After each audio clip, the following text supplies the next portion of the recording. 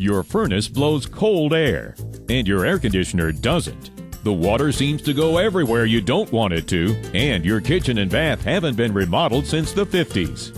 Well, welcome to the Home Improvement Hour with Dick Ray, the Master Plumber. Kansas City has depended on Dick Ray and Shawnee Mission Plumbing, Heating, and Cooling to solve heating, cooling, plumbing, and remodeling problems for over 50 years. All you need to do is call 576-7798. And now the Master Plumber with a degree in mechanical engineering is here to help.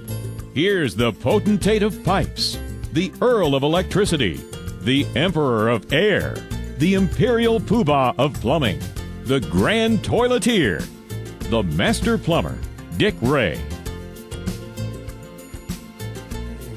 What's going? Oh, there we go. I was worried there for a minute. You're listening to the Home Improvement Hour with Dick Ray, the Master Plumber. That's me, and I'm here every Sunday from 11 to noon.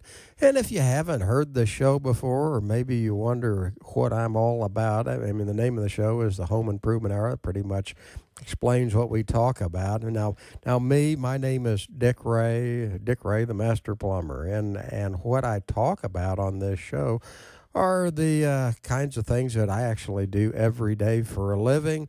I'm a licensed master plumber. You know what that is, of course. I also am a licensed refrigeration supervisor and warm air heating supervisor, which that's the license that qualifies you to work on furnaces and air conditioners and heat pumps and duct systems and stuff like that.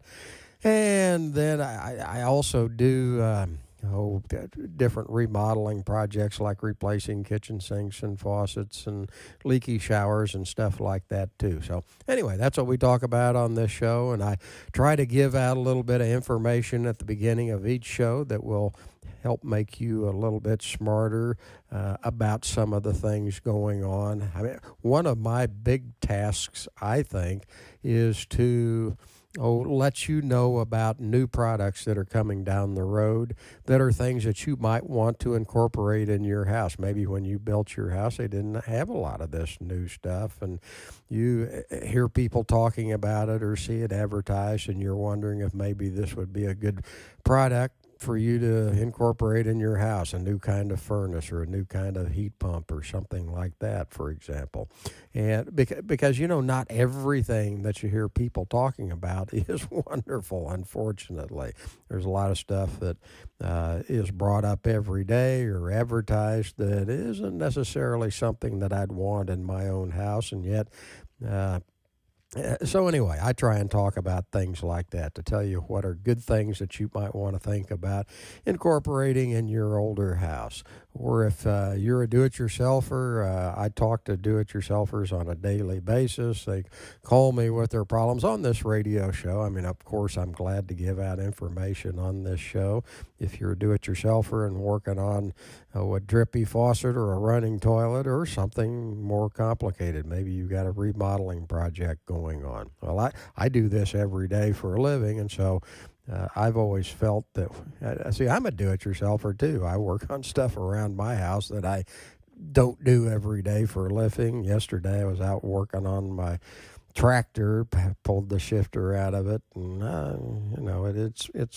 it gives you a good sense of satisfaction to complete a project like that, and yet it's not something you do every day, so it's always nice to have somebody like me, maybe in the plumbing and air conditioning business, to volunteer to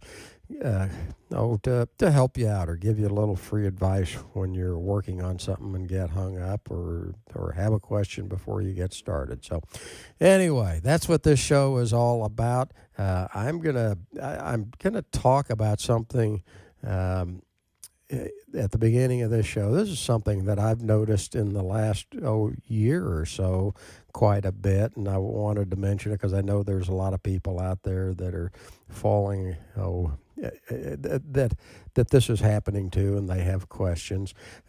And then we're going to get to the phones and spend the rest of the hour answering your questions. And I'm going to go ahead and open up the phone lines. I always open the phone lines early uh, because if you have a question and you'll wait till later in the show, your chances of getting in are not great. The phone lines fill up pretty fast usually. Right now, all of the lines are open. So if you want to get on the show, have a question you'd like to ask me about a product or about something that's going on at your house, a funny noise at your furnace, well, not your furnace, your air conditioner is making, or maybe you're getting ready to buy a new furnace because you realize it falls right around the corner and you want to get a new furnace before the heating season gets here. Anyway, if you'd like to talk to me, if you call right now, you're guaranteed to get in. So the phone lines are open. All you got to do is pick up the phone. The number is 576-7798. If you call right now, that number, you're guaranteed to get in. 576-7798. So give us a call right now. You know, these days I frequently get calls from persons who maybe have a family member in the hospital or in physical therapy, and they're in need of some help installing grab bars in their bathroom or maybe somewhere else in their home before the hospital is going to release them to go home. And you know, it's a good system, I think. This is something that I never used to hear before. But now, before the hospital or physical therapist will release a patient to go home, they want to be sure that their home is prepared satisfactorily to meet their new needs. So what they'll do is send, I guess you'd call the person an inspector. They'll send an inspector to the patient's home to perform an inspection and give the patient a list of grab bars that are needed before they're going to release the patient to go home. And the inspection is to ensure that there are grab bars installed where needed to make sure that the patient isn't going to, for example, slip getting into the shower or slip elsewhere and re-injure themselves once they get home from the hospital. I mean, you've been in the hospital and you've got that hip surgery or you got that broken bone fixed. I mean, the last thing you want to do is go home and slip and fall and re-break the bone and have to start all over again. So anyway, I think it's a good system that they've got going now. And I get involved in this scenario when I get a call from a family member who's calling me basically for advice and recommendations on, you know, what length of grab bars to install and how best to mount them and what diameter of grab bar they should use. And what I usually suggest is a meeting with a family member in my showroom with myself, and I ask them to bring in pictures of the shower and the toilet and other areas where grab bars are to be installed or where the inspector wants grab bars installed. And a meeting in the showroom, I mean, that's a good place to start because I can show the family member different types of grab bars which would work better in different situations. Now, a shower is one spot where grab bars are almost always required. And my suggestion most of the time is to install 2 grab bars. One shorter vertical bar, maybe a foot long, at the entry point of the shower to give the patient something to grab onto as they step into the shower to steady themselves. And then a second longer grab bar in the shower mounted horizontally on the back wall of the shower to give a person that's in the shower something to grab hold of to steady themselves when they're in the shower.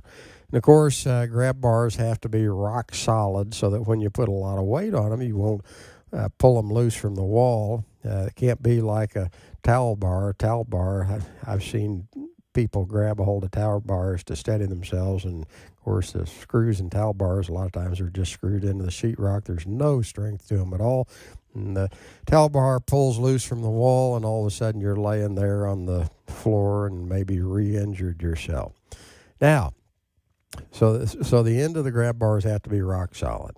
And if one end of the grab bar can be secured to a wood stud in the wall, Of course, that will provide great support if you can attach the grab bar to a wood framing member on at least one end. But that's often not possible, and you sure don't want to just screw even one end of the grab bar just to the sheetrock wall. I mean, that's just an accident waiting to happen. You look at the grab bar, you think it's going to provide you good support. If it's just screwed to the sheetrock or not secured well, next thing you know, you grab a hold of it and you're laying on the floor, and bad deal. Yeah, now, if there's no stud in the wall to support the end of the grab bar, what we do is use a special mounting system that allows us to attach the end of the grab bar directly to the sheetrock, only not with just a screw. It's with this special mounting system, and it gives the grab bar, it still is going to have plenty of streak, just like it was attached to a wood stud. Now, if there's tile on the wall, for example, in a shower, which is one of the places where we install a lot of grab bars in showers, and if there's tile on the wall, we use a diamond blade core type drill bit to drill through the tile before installing this special mount inside of the wall for the grab bar. Now, another place where we install grab bars, a toilet, and a toilet presents kind of a different problem. Now, ideally, for best supports, you want 2 grab bars, one on each side of the toilet probably, and a lot of times there just isn't a place to mount a bar on each side of the toilet.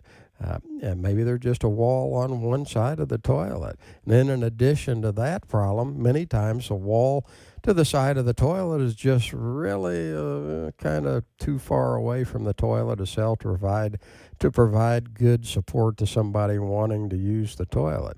And in many cases, I think a better way to provide support for somebody who needs help sitting down on the toilet or getting up from the toilet is to install an attachment with 2 grab bars, which bolts directly to the toilet.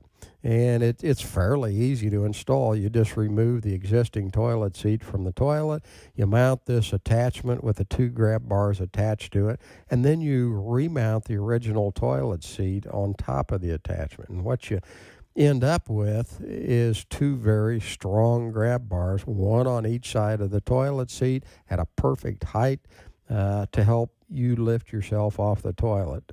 And it works well, and it's pretty easy to install too. Nothing wrong with that. So anyway, that's a good way to handle a toilet. This is something that, again, when somebody comes into my showroom, I can show them this grab bar on a toilet that we've got on display there. Now, another thing to keep in mind when installing grab bars is that although they come in several diameters, generally, the larger diameter models are going to be easier to grasp and to grip tightly. Generally, you want to stay away from the small diameter bars. They're harder to grasp, especially if you got a little arthritis or something. And not to change the subject, but as long as we're talking about easy to grasp, when you buy a faucet, these things, one thing to keep in mind, especially if you're getting older like me, and especially if you get a little arthritis, round faucet handles are harder to grip and turn. So do yourself a favor and don't buy faucets with round handles. Buy faucets which have what are called lever type handles, where the handle's not round. The handle has a lever on it. The handles are elongated and easier to turn. And you can turn a lever handle without even having to grab a hold of it with your hand. You just kind of push the lever on the handle with the back of your hand, so you don't have to grasp it at all. And one more thing, a towel bar, and I mentioned this earlier, a towel bar is not a grab bar. Towel bars are made to support the weight of towels. They've got a couple of screws in the sheetrock, no strength to the mounting system at all. And if you use a towel bar as a grab bar to support your body weight, you're likely going to end up on the floor with a broken bone, maybe, and with the towel bar pulled loose from the wall. So now it won't even support a towel. Another device to stay away from is a grab type bar held in place with suction cups. I mean, they can feel tight, they can be tight, they can provide good support, but they're not reliable, and you just never know when they're going to decide to let loose, and it may be when you need it the most, and all of a sudden you're lying on the floor. So stay away from grab-type bars that are held in place with suction cups. They're just not good, reliable support.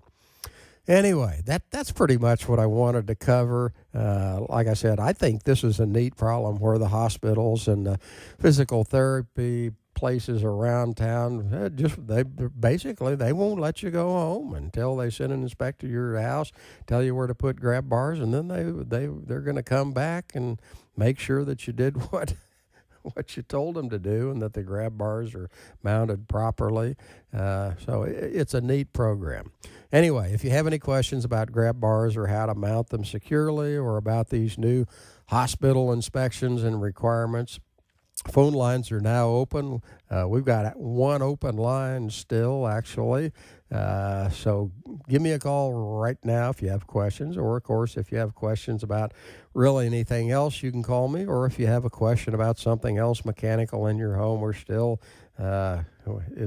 we're approaching fall. I mean, on this Labor Day weekend. I mean, it's supposed to be cooling off now. Actually, we had a darn nice, cool summer, but we're getting a blast of heat right at the end of the summer. I'll tell you what, I was outside yesterday working on my tractor, and I thought I was going to, my buddy was helping me out work on that, and that's another case of he's a mechanic and he knows what he's doing, and I'm a plumber, and I've got mechanical skills, but he's the one with the brains when it comes to something like this. Anyway, we got started on this, and we thought we'd, get it done in the morning when it was nice and cool. Well, it stretched into the afternoon. We're out there working on about 4 or 5 o'clock in the heat of the sun in front of the shop, and we're both thinking, God, why didn't we pull this in the air-conditioned shop to work on it? And anyway, we still got some heat out there, but we're approaching furnace season, so that'll be next thing coming down the road, and that'll feel good. A little cool weather wouldn't hurt my feelings right now.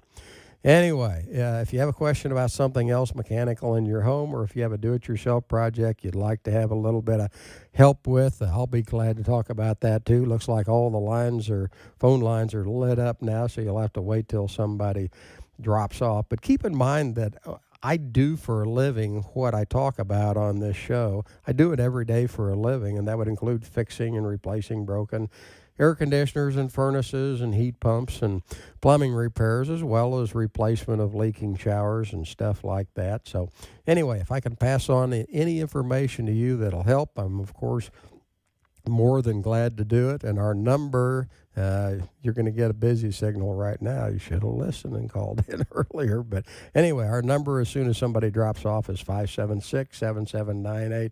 So give us a holler when somebody drops off the phone here.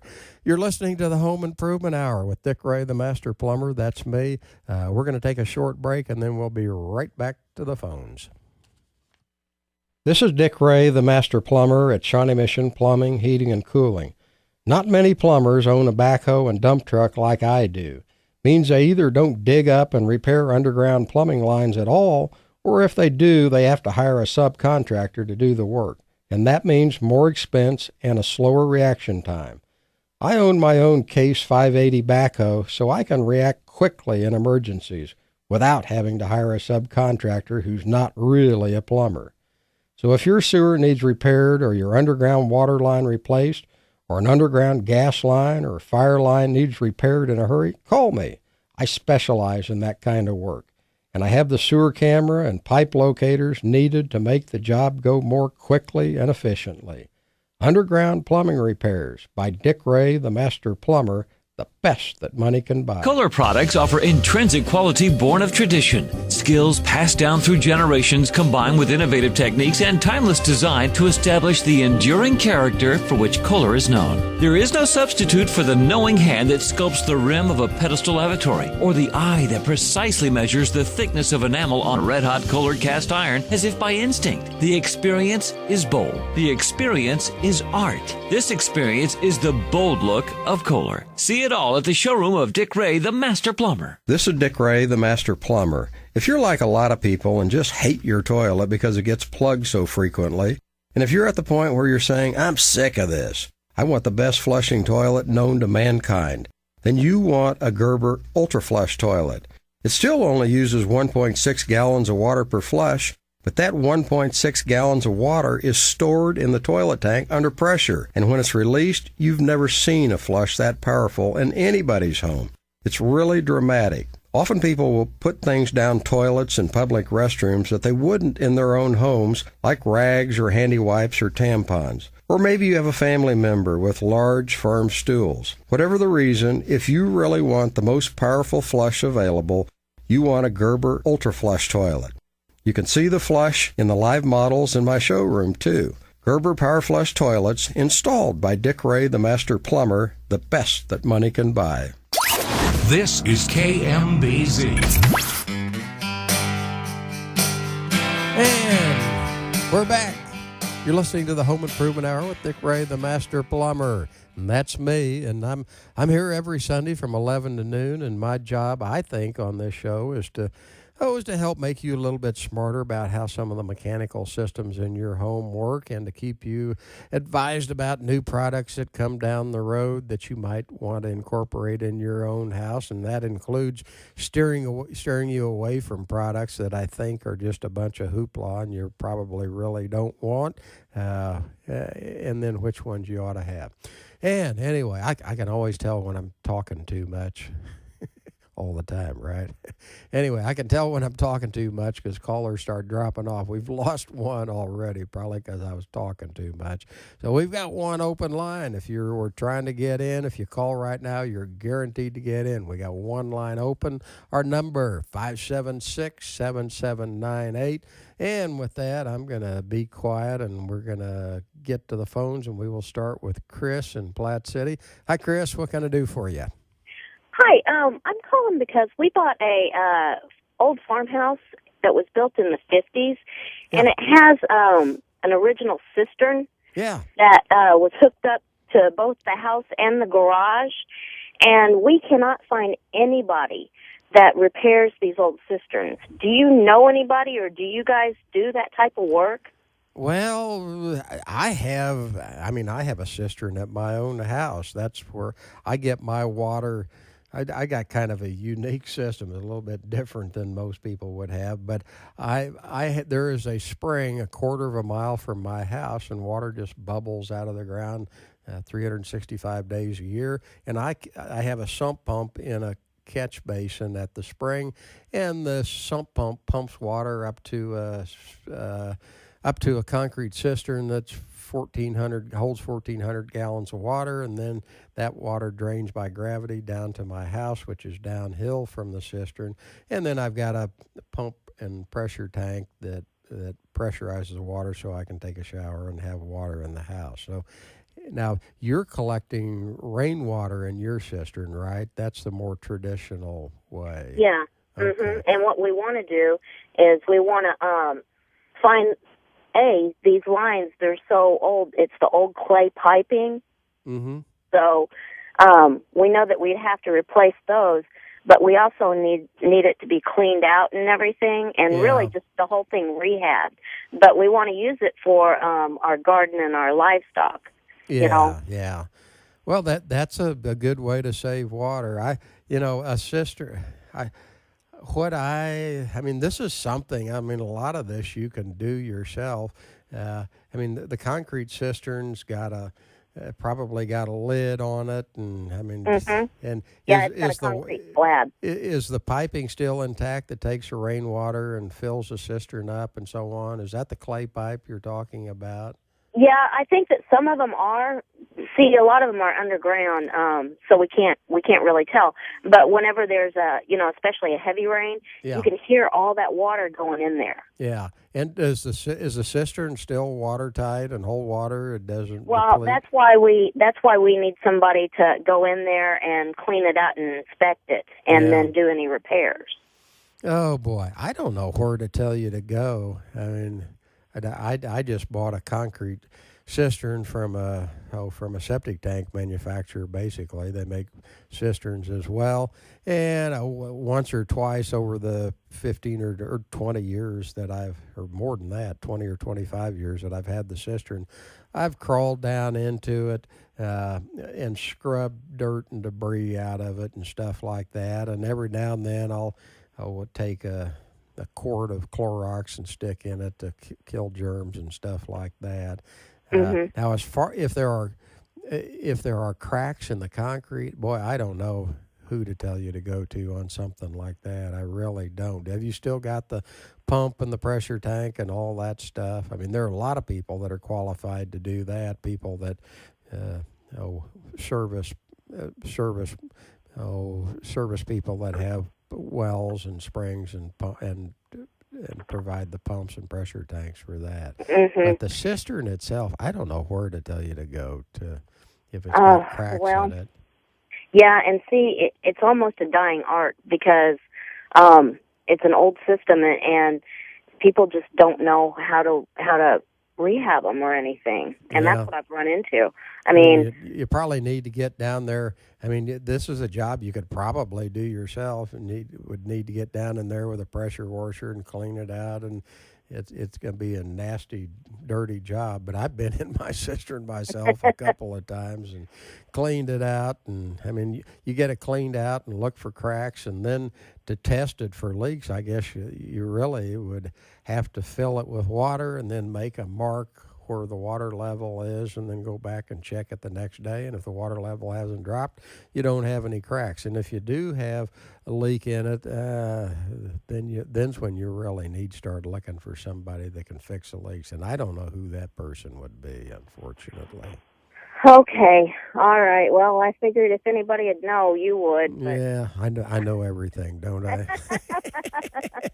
All right. Well, I tell people I do. Okay, good luck on that. Thanks. Bye-bye. Bye-bye.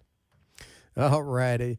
That opens the line if you'd like to join us. Oh, my God, we're overdue for the news here. You're listening to the Home Improvement Hour with Dick Ray, the Master Plumber. We got a couple open lines. You're guaranteed to get in if you call right now to 576-7798. Guaranteed to get in, 576-7798.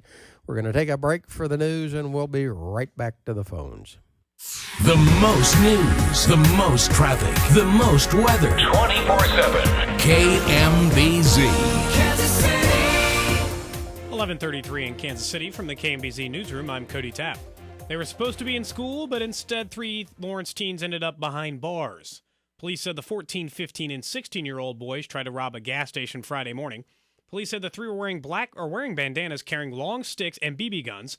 When they were arrested, the teens are now charged with conspiracy to commit aggravated robbery and attempted aggravated robbery. Their names are not being released because of their ages. The end of the summer break also means we're nearing the end of the curfew in the entertainment district in Kansas City. That curfew is not over yet. Police Chief Daryl Forte put out on Twitter that 6 teens were arrested for breaking the curfew last night, but then were later released to their parents. That curfew does not end until the last Sunday of September. Now your forecast from KMBZ staff meteorologist Steve Hamilton. It'll be a hot, humid day with sunshine, breezy. Our high around 91, heat index up to 95. Showers and thunderstorms and gusty wind moving in tonight. We'll have a low near 74. For Labor Day, a good chance of showers and thunderstorms most of the day. Afternoon high around 85 and windy. I'm staff meteorologist Steve Hamilton, KMBZ weather. Right now it's 83 at KCI, 85 in Blue Springs, and 87 at your official weather station. I'm Cody Tapp. Stay connected with 98.1 FM KMBZ and KMBZ.com. This is Dick Ray, the Master Plumber at Shawnee Mission Plumbing, Heating, and Cooling. The biggest problem with repairing a broken sewer is figuring out exactly what the problem with the troublesome sewer is, and then, more importantly, pinpointing the exact location of the problem so that it can be either dug up under the basement floor or outside the house in the yard. Knowing what the problem is and where to dig is crucial to minimize costs and to minimize the amount of digging needed. We bought a sewer inspection camera years ago so that we can run it through your problem sewer to see where the problem is and to pinpoint exactly where to dig to minimize costs when we come back with our jackhammer to dig under your basement floor, or come back with our backhoe to dig up your sewer outside. We do a lot of this kind of work, and we're good at it. Sewer Repairs by Dick Ray, the Master Plumber, the best that money can buy. Deep, rich Kohler finishes bring a whole new dimension to faucet design, and vibrant finish for life adds durable luster. Create a look that's all your own, from pure and elegant polished chrome to the sophisticated warmth of vibrant French gold. Mix textures or opt for color finish accents for the best of both worlds. Consider updating every faucet in the house. So many beautiful options to offer endless possibilities. See all the choices at the beautiful showroom of Dick Ray, the Master Plumber. This is Dick Ray, the Master Plumber at Shawnee Mission Plumbing, Heating, and Cooling. When it comes time to spruce up your kitchen or bath, if you want your new kitchen or bath to end up looking just like all your neighbors, just go down to the closest home center and choose from the same fast-moving product that home centers just love to stock. Stuff your neighbors just chose from. But if you want something different, something nicer, something not just like all your neighbors have, then you're going to have to come to a really nice, larger showroom like my Kohler registered showroom, where you can pick from a much wider variety of faucets and kitchen sinks and toilets and whirlpools and stuff like that. Really nice stuff, not just like all your neighbors have. Kohler fixtures and faucets installed by Dick Ray, the Master Plumber, the best that money can buy. This is KMBZ.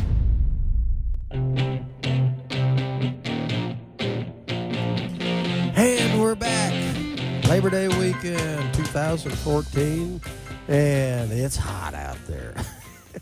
But it's going to be cooling off. It's going to be cooler tomorrow, I think in the mid-80s or something like that, and that's a good thing. I am a guy whose body is just not made for hot weather. I was talking, last night it was beautiful.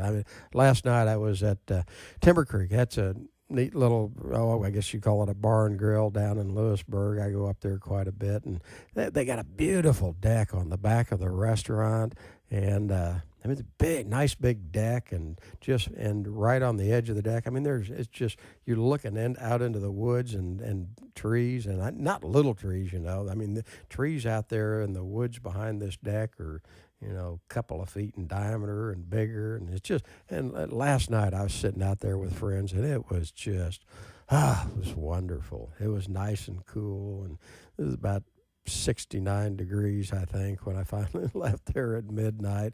I went in one time to go to the bathroom, and it actually felt cold inside. Anyway, I love the fall, and it's coming, folks. It really is. Fall is on the way. Anyway, we're going to get back to the phones here. We've got one open line. If you've been trying to get in unsuccessfully, we've got one open line. We'd love to have you join us. Maybe I can answer a question for you. If so, pick up the phone right now. The number is 576-7798. You're listening to the Home Improvement Hour with Dick Ray, the Master Plumber. And by the way, if you need to talk to me between shows and don't get the number written down when you can reach me offline, if you get on the internet and just Google Dick Ray Master Plumber or just Dick Ray, it'd probably be good enough. You'll get me. Anyway, all the lines are lit up now, looks like, so I'm going to shut up, honestly. And we're going to talk first to Gene in Overland Park. Hi, Gene. What can I do for you? Yeah, Dick, I got a outside water faucet for the hose, and I don't know if it's a freeze type which goes deep into the house or not, but anyway, when I go to shut it off, as the water starts to shut down, it just keeps on turning. It doesn't. There's no stop. Is that something that I think I could be able to change out myself? Oh, I hate to say this, but you're probably going to have to change the whole faucet. When the handle, maybe not. You have to look at it carefully. Sometimes the splines on the handle just get stripped, and when you turn the handle, you're just turning the handle, and the stem itself isn't turning. And if that's the case, then you just have to find a new handle. Of course, that in itself can be a tricky deal, as all the manufacturers use different spline patterns. So even then, you might have to change the whole faucet. This one, the water does turn on and turn off, but when I get out towards the stop end, it just kind of keeps on turning there. Yeah. It could still be the splines on the handle? Well, it could be the splines on the handle, or it could be the threads on the stem. That's worse, because probably if you needed to find a part, you won't be able to find the stem. If the stem is bad, you might be able to find the same brand of faucet, and if it's new enough and the threads on the stem haven't changed, you might be able to find a new faucet and then rob the parts or rob the stem off the new faucet and just change the stem and not have to change the whole faucet. But if the threads are stripped on the stem, and more likely than not, you're going to end up having to change the whole faucet. How old is the house? I forgot to ask you that, Gene. 96. 96. Okay. Well, it's going to be a freezeless type hydrant then, which means that it reaches back into the house about a foot, and so if you end up replacing the faucet, you'll disconnect the faucet inside the house, so a foot. The whole hydrant's about a foot long, and you'll disconnect it inside of the house, put a new hydrant in, and that'll take care of it. That's going to be pretty good. I don't know where the hydrant is on the house. The problem is, I mean, in older houses or houses that have unfinished basements, you can just go down in the basement and you can see that freezeless hydrant sticking through the sill plate. Okay. And so you look up in the basement ceiling right there, and you'll see the hydrant sticking into the basement. Now, the problem arises if it's a finished basement and it's sheetrocked over. Then you have to cut a hole in the sheetrock to replace the hydrant.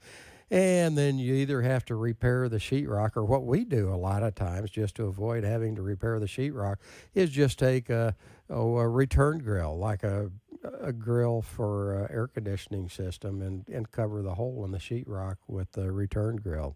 Gives you access next time, too. Got it. Okay, thank you very much. You bet. Thanks, Gene. Appreciate the call. That's a pretty common problem. Oops, I pushed the wrong button here. There we go. We got her fixed. That opens the line if you'd like to join us. We've got one open line right now, so grab it quick. The number 576-7798. And let's talk to Mark in Kansas City, Kansas. Hi, Mark. What can I do for you? Hi, Dick. Thanks for taking my call. Yeah. Love your show. Thank you. I got a 12-year-old house with a 12-year-old sump pump in it, and I was thinking maybe about getting a new one. The house is a reverse 1.5 story, so it's got the walkout basement. Yeah. And so my wife, she's working today, so that's why I'm calling you. But she told me to ask you, do they sell sump pumps that might have a battery pack type backup? Yeah. You know, I get this question all the time. I had a man call me, just last week. Same scenario, only his pump was even older. His pump, God, I'm trying to remember, it was over 20 years old. And he knows that some pumps generally don't last that long. And he said, I think I ought to replace that pump. And he says, I really need a battery backup sump pump. He says, I've got a finished basement, and one time in the past, I got a lot of water in my carpet because the power went out, or the problem with the sump pump. I don't remember what it was exactly, but he knew that he needed a backup pump, and he had this 20-plus-year-old sump pump also. And and if you get a good backup pumping system, I mean, you can buy the cheap ones for under $1,000, but they really are junk. The good backup pumping systems are a couple $1,000s for the good ones, and so oh boy, that's a bunch of money. And then on top of that, I really need to replace my primary pump also. And I said, now whoa. Back up a little bit. Think about it this way. You want to replace your primary pump because it's over 20 years old, and you're thinking, yeah, that's too old. And that's smart thinking. But what if you do this? You need a backup sump pump anyway. What about if you put in a backup pumping system and don't replace the primary pump because, yeah, it's 20 years old or more, But when it quits, you now have a backup pumping system, and who knows, that primary sump pump may last another 5 years. And if so, you don't now care, about the fact so much that it's, over 20 years old, because you got a backup pumping system. And when it finally does quit, you're going to have a backup pump to take over for you. So, so when spending a bunch of money on a backup pump and then more money on the primary pump, save your money for the primary pump and maybe put it off another 5 years. That makes sense? That helps very much, and I thank you so much for the answer. You bet. Appreciate the call. Bye-bye. Bye. All righty. That opens the line if you'd like to join us. Got a couple open lines here. If you call right now, guaranteed to get in, and we'll do our best to help you. It's often difficult to get an open line during this show. Usually at this point in the show, I mean, you can get in sometimes, and sometimes you can't. And I figured this out years ago, and at that point years ago, I started giving out an invitation, which I'm getting ready to give you again. And really, this invitation, it's an invitation for you to call me anytime you want to, not just during this show. I mean, you can call me during the show, obviously, but the show's only on for an hour a week. And, maybe your problem will wait till next Sunday, and maybe it won't. A lot of things won't wait. And anyway, so I encourage you to give me a call whenever you want to. Now, if you're going to call me anytime other than when this show is on, of course, you got to call a different number. You can't call a radio station. They're not going to forward your call to me. But if you need a little free advice on a project you're working on and it's not a Sunday, or if you weren't able to get in because the phone lines were busy, you don't need to feel like you're imposing on me, and you can call me after 5 o'clock at night. You can call me on Saturday. You can call me on Sunday. And I really don't mind. People don't believe me. But, hey, I'm in the service business, and when you're in the service business, you better realize that you need to be there when people need you, not just Monday through Friday from 8 to 5. So I don't mind you calling. And in all honesty, a lot of the calls that I do get are from somebody that wants me to come out and do the work for them, take care of whatever problem it is. They either don't have the time, or they don't want to mess around with it, or don't want to give up their free time, and so they'll call me to do the work. And of course, I love that, because that's how I make my living. But I'm being completely sincere when I say that I really don't mind you calling, even if all you need is a little free advice on some do-it-yourself project that you're working on yourself. I'm really easy to get in touch with, because my normal business phone, hey, it rings straight to my cell phone after normal business hours. So really all you have to do is remember one number, which is my normal business number. I'm going to give it to you here so you can jot it down for future reference. The number is 913-888-0550. I make this offer in all sincerity. Don't hesitate to take me up on it. I give out a lot of free advice and information to a lot of people on a daily basis, and I do it willingly. If I didn't want you to call, I wouldn't make this offer, so don't hesitate to call me. Once again, the number is 913-888-0550. So whether you just want a little free advice, or if you want me to come out to your house and take care of a problem with your furnace or air conditioner or heat pump or a plumbing problem or what have you, either way, the number to call is the same. And you call me at whatever time's convenient for you. And if that's on a Saturday or a Sunday or after 5 o'clock, then that's when you should call. 913-888-0550. With that, going to shut up. We'll get back to the phones here, and we still got a couple open lines at this point. So if you'd like, and my cell phone is ringing. Every time I give out that number, it almost always starts ringing immediately. And of course, I can't answer it because I'm on the station, on the air here. But anyway, I've got two open lines. If you'd like to join us right now, you're guaranteed to get in, 576-7798. And let's talk to Gary and Shawnee. Hi, Gary. What can I do for you? Dick. Hi. Hi, Dick. Thanks for taking my call. You bet. I'm wondering about water softeners. Do you recommend them? And if you do, what kind do you recommend? I love water softeners, and I have had a water softener in my house for ever since I've had a house, and that goes back golly, 40 years, I guess I've been a homeowner. And I had my first house was in Shawnee. I lived there for 10 years, and I had a water softener there. And when I moved out to the country in Lewisburg, I immediately bought another water softener. Actually, I need a water softener in Lewisburg a lot worse than I did when I lived in Shawnee. When I lived in Shawnee, my water hardness, I don't remember exactly what it was, but typical hardness levels of water in the greater Kansas City area is 8 to 10 grains hard, and you get a water softener, and boy, can you tell the difference. And now, when I moved out to Lewisburg, I wish I had 8 to 10 grains of hardness in Lewisburg. What I have now, get my water out of a spring, and it is hard as a rock. It's not 8 to 10 grains hard. It's 35 grains hard. So you hop in the shower with 35 grain hard water, and you grab a bar of soap and you start rubbing it on you to lather up, and you don't get any lather. The water's so hard. You feel like you're rubbing a block of wood on you. Anyway, I love water softeners. The best one on the market, I think, is the one that I've sold for quite a few years. It's called Marlowe. When you water softeners are like everything else. There's good ones and there's bad ones.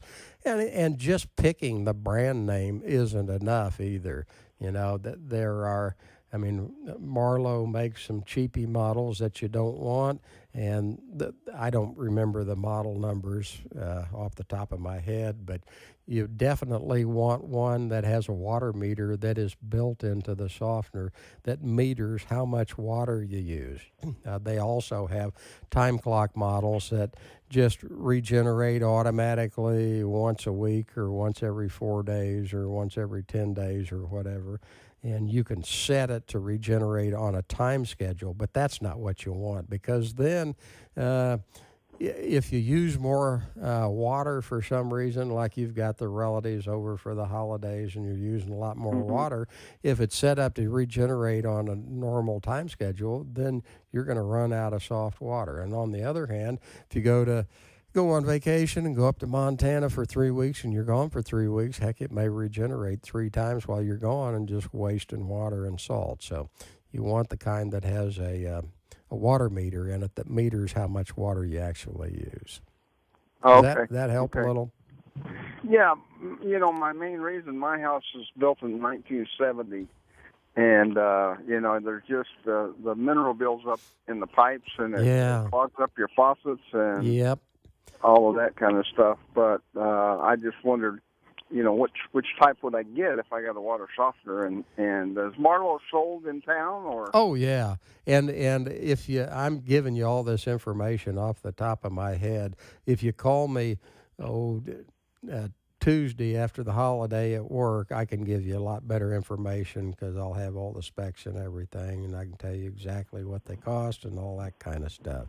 Okay, I'll do that. I'll give you a call. Here's another thing. You said something about faucets getting plugged up. One thing I've noticed, and I think that the passageways in faucets must be getting smaller or something. I don't think the water itself has changed. We've always had hard water, but we just have a lot more plumbing service calls where faucets are plugged up with lime deposits than we did 10 or 15 years ago. And my conclusion is that the passageways in faucets are getting smaller, and if it's wide open, it can be smaller and no problems. But I think they just get plugged easier than they did even 10 or 15 years ago. Yeah, there's probably something to that. But yeah, I appreciate your help. I just wanted to say my neighbor Leo listens to you all the time, and he's helped me a number of times with what he's listened to on your show. So pearls of wisdom, right? Well, I do some things myself, but some things I get in trouble with, so I have to know somebody to call. It's nice to have a guy like Leo for your next door neighbor, isn't it? You know Leo? Well, I don't know. I don't know who you're talking about, but I'm just listening to you talk about him, and I know that he's a mechanically apt guy, and he helps you out. And I'm just saying, it's nice to have a neighbor like that. It really is. Trouble, that's who I call first before I call anybody. Yeah, and he probably keeps you from having to call somebody like me and pay a bunch of money to have stuff fixed. He just probably comes over and says, that's easy. We'll take care of that. That's happened a number of times. Yeah. Sure, well, buy him a good Christmas present. He deserves it. I will. Thank you very much. You bet. Thanks, Gary. You bet. Bye. Oh, boy. Yeah, all of us need that's just neat, when you live next door to somebody like Leo that, likes mechanical stuff and is mechanically apt, and when you get in trouble, he's your buddy, and it's neat. And I try and be that way to, to people that call me that, listen to this show and they get in the jam, they're working on something. And if you don't have Leo living next door to you, I guess I can be your Leo and you can call me and I'll try and help you out. I really will. Anyway, that opens the line. Ooh, man, looks like let's see here. Let's talk to, Diane is next. Hi, Diane, what can I do for you? Hi, Dick Ray, the master plumber. I don't have a Leo, so I need a Dick. You're absolutely right. Okay. Well, I have a your stinky Leo. sink issue in the kitchen. A little bit of history here. We live in Lakewood, so we're on the lake, and about every spring, the city, not Lakewood, but the Lee Summit water people come down, and we have a sewer access, between us and the neighbor that they have a driveway goes down, and then they do something down there at the bottom of the hill, and then they go away, and everything's good and fine. Well, this has probably been going on 8 months, and they came and did their thing, whatever it was, and it seemed, within a couple, 3 weeks, I started getting this kitchen sink smell. So I called the Lee Summit Water Department, and they said, you probably have a trapped, stinky, dry drain. So we ran water down everything, and all the faucets and toilets and showers are used very regularly. So as a desperation, we even put a garden hose down in the one in the basement that's only doesn't get a lot of water, but maybe if you got your air conditioner condensation kind of thing dripping. Nothing has solved this. I've even had the garbage disposal replaced, and thinking, because everybody said, well, it's a garbage disposal, and I'm like, no, that's not the right stink, and I'm pretty anal about a sink full of water and, half cup of bleach once a week, because we have a long run all the way down from the kitchen to the other end of the house. And ice cubes. So anyway, garbage disposal's been done because of the stink, and when he took it apart, he even took apart all the fittings and the pipes or whatever under the sink, and it's not the same smell. So everything's back together. So I still have the stink, and it is a sewer smell. Okay. Yeah, I was going to say something about a garbage disposal, too. A lot of times the stink in a kitchen sink is the garbage disposal, and usually it's a case where people baby the garbage disposer and they don't put bones and they don't put hard objects down into the disposer that would help to keep it scoured out and clean, and so the disposer builds up a scum of soft food sludge and decaying vegetables and stuff like that.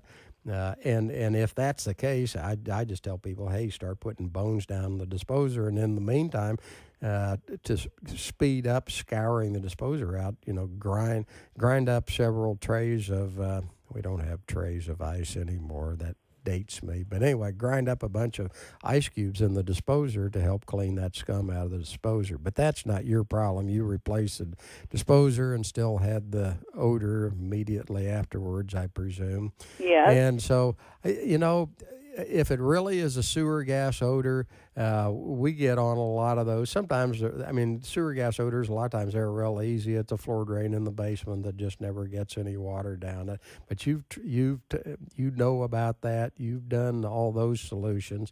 And so what we do when we have a sewer gas odor that we just absolutely can't find, we go up on the roof of the house with a smoke generator, blow smoke down the stack, and where the smoke leaks out, that's where the sewer gas odor is. And I can see I'm out of time. Why don't I put you on hold, and I'll talk to you off the air here. Yes, sir. And Ron and Leewood, I'll talk to you off the air also. You're listening to the Home Improvement Hour with Dick Ray, the Master Plumber. If you weren't able to get in, or if you need to talk to me anytime, the number is 913-888-0550. Enjoy this cooler weather that's coming, and we'll see you next Sunday.